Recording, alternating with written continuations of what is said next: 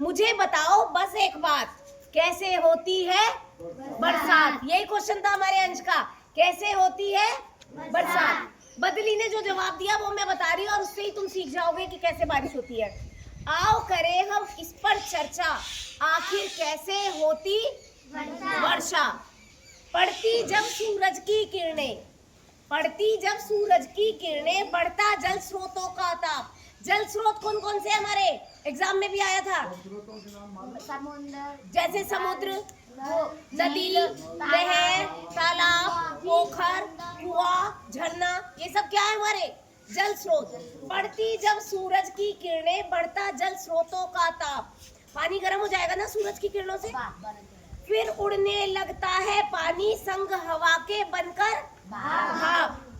पानी को वाष्प में परिवर्तन, पानी का जो भाप में बदलना है, पानी का वाष्प में परिवर्तन, यह प्रक्रिया कहलाती वाष्पन। क्या कहलाती है? वाष्पन। पूछूंगी लास्ट में।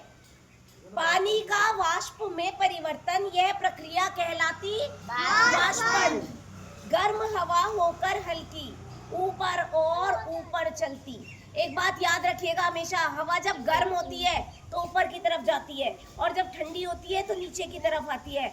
ये तुमने अपने घरों में भी देखा होगा, जब घरों में घर बनते हैं तो ऊपर की तरफ खिड़कियां लगाई जाती है, ऊपर की तरफ रोशनदान बनते हैं घरों में। वो इसलिए बनते हैं कि गर्म हवा ऊपर जाएगी और वो बाहर निकल जाएगी। गर्म हवा होकर हल्की, ऊपर और ऊपर चलती, उतनी ज्यादा बनती भाप जितनी देर दोपहरी जलती।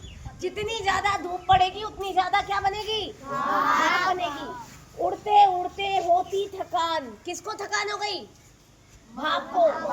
उड़ते उड़ते होती थकान और ऊपर होता कम तापमान। जितना ऊंचाई पे जाते हैं उतना तापमान कम होता है, तभी तो पहाड़ों पे ठंडा होता है, पहाड़ ठंडे होते हैं ना। जितने उड़ते उड़ते होती थकान और ऊपर होता कम तापमान, सर्द हवाओं से टकराती भाप फिर बूंद बन जाती। वो जो भाप ऊपर गई थी वो क्या बन गई? अब बूंद बन गई। छोटी छोटी भाप से फिर पानी बन जाए, भाप से फिर पानी बन जाए, यह प्रक्रिया संघनन कहलाए। यह प्रक्रिया क्या कहलाती है?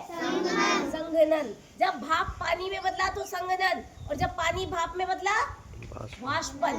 क्या कहलाता है? वाष्पन। छोटी छोटी नन्ही बूंदे सूक्ष्म कणों पर होकर एकत्र, बनकर उजले उजले बादल ढक लेती नभ सर्वत्र। पूरे आसमान में छा जाती है छोटी छोटी बूंदे। नन्ही नन्ही बूंदे मिलकर फिर बनती है बूंदे भारी। छोटी छोटी बूंदे मिलके क्या बना देती है?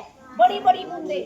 बस यही से होती है इनके बरसने की तैयारी। और जब भारी हो जाएंगी तो क्या होगा? गिरेंगी, नीचे आएंगी। भारी बूंदे आ जाती नीचे। नीचे क्यों आती है? मैंने बताया था 6th क्लास। ऊपर से कोई नीचे क्यों आती है चीज? गुरुत्वाकर्षण बल के कारण। Very good. भारी बूंदे आ जाती नीचे, गुरुत्वाकर्षण बल जो खींचे। हवा संभाल न पाती भार, गिरने देती जाती हार। फिर रिमझिम वर्षा होती, ऐसे प्रकृति खुद को धोती। तुम भी बारिश का लुत्फ उठाओ, झूमो नाचो धूम मचाओ। पूछता है